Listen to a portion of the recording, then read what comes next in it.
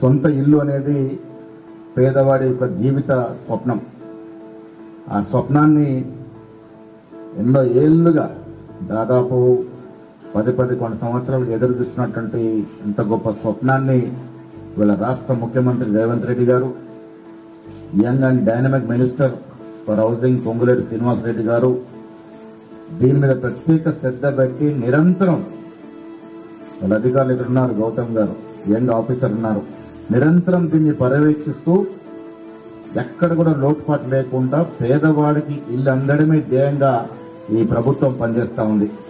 సోదరి సోదరిమణులారా, కాంగ్రెస్ అంటేనే పేదల సంక్షేమం, కాంగ్రెస్ పార్టీ అంటేనే ప్రజాస్వామ్యాన్ని నమ్ముకున్నటువంటి ప్రజా పాలనటువంటి ప్రభుత్వం.